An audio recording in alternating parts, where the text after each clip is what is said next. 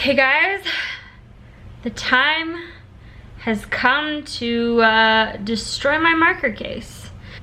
I really don't want to do this. I have my blindfold ready, but first we have to destroy all of this organization that I worked so hard to preserve. So I'm filming on my webcam and my main cam, so let's do it! Okay. Just throw them all down. Just, oh God. Oh, these took so long to put in here. Ugh. Okay, now I'm gonna point the camera down so you guys can see what we're working with. Yup.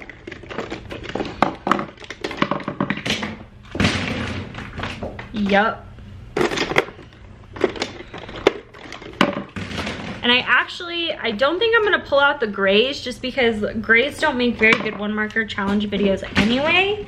I'll leave those in there, but everything else is coming out. And also, sorry, the lighting's kind of weird because I have the window behind me, so it has a tendency to want to make me look super, super dark.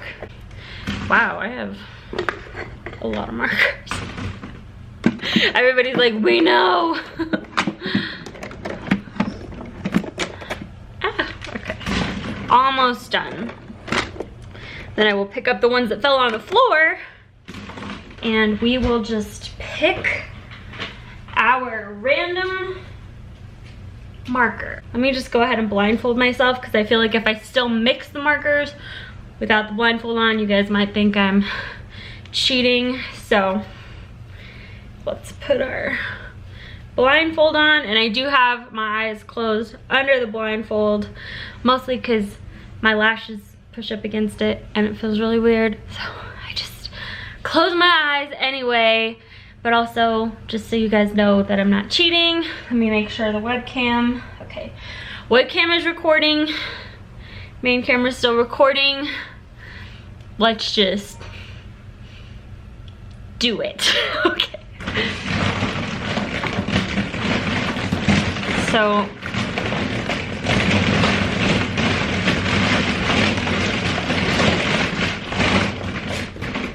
I mean, that feels mixed, right? I just feel all of the markers hitting the floor right now. Oh my God.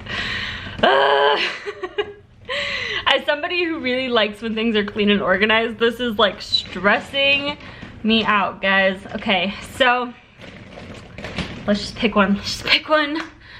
Let's do this. Okay.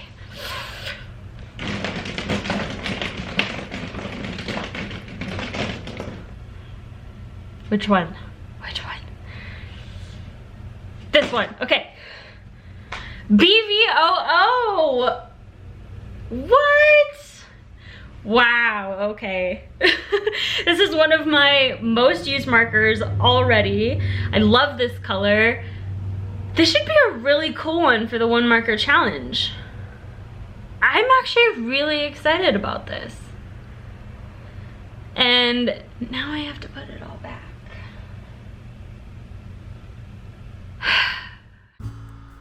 So I think it's safe to say that an act of divine intervention led me to picking the BVOO marker, which is not only one of my favorite Copic markers, but just one of my favorite colors to incorporate into my artwork in general. And part of the reason that I love this marker is it makes me think of Rachel Ray's cooking show where she calls extra virgin olive oil EVOO, and she just sprinkles a little EVOO into pretty much everything. That's how I feel about BVOO. It's the color that I sprinkle into a lot of my illustrations to just add depth and variety to the colors. I usually use this to shade skin or to add a cooler undertone to warmer colors to make them fit into a color scheme better. And so I'm very familiar with BVOO, but what's interesting is that it's rarely the star of the show. So it's kind of cool that BVOO ended up getting picked for this challenge, and it's the only thing that we see in this illustration. So it's kind of cool. I feel like BVOO is finally getting the recognition it deserves, and I really had a lot of fun using it for this piece. So just to go over some of my other materials that I used, I sketched out the drawing using a blue Prismacolor Colorase colored pencil, as I do with all of my illustrations, so I just decided to keep that the same. I also reached for my colorless blender marker, which is one of the things that I feel like you might consider to be quote-unquote cheating. However, the reason that I don't consider it cheating is because you couldn't do a one marker challenge with just the colorless blender because it's just clear ink. So I don't consider it so much a marker, I consider it a tool. And it definitely helped me to kind of shear out the color of BVOO and have a little bit more control over where I placed it, particularly on places like the skin.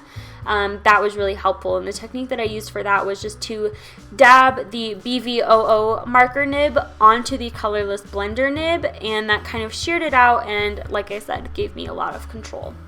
Some of the other materials that I used were my Sakura Prisma Micron pens in various sizes and my white gel pen. So all of these supplies you've seen me use many times before, and basically the approach to the one marker challenge is just to make the most out of the tools that you have. So one thing that I did was to shear out the color and use it more sparingly in areas that I wanted to appear lighter, and to sort of make the darker areas all flat color with the BVOO marker. I would do a flat layer of color, and then I would shade it and cross hatch it with the multi-liners. And an interesting thing is when I went over the multi-liner with more purple ink, it kind of smudged and mixed to make it a darker color, which was a happy accident, as Bob Ross would say. And it just gave me a little bit extra depth, particularly in places like the hair where I could really use it. So as you can see, at the moment, part of the hair is still left white. That will change as I sort of continue to line the piece and add my cross hatching, which is another lifesaver when it came to the one marker challenge. And basically, anytime you do a one marker challenge, you are forcing yourself to rely less on your coloring skills and more on your sketching and inking skills. And my inking skills have gotten a little bit rusty ever since I've sort of laid off on the inking in my usual artwork, so it was kind of cool to get back into it, and I did have a lot of fun creating this piece. So you can see I'm doing various types of hatching, cross-hatching, and then also just sort of blocking in areas entirely using the multi-liner pen. I'm also using different sizes to give me different effects.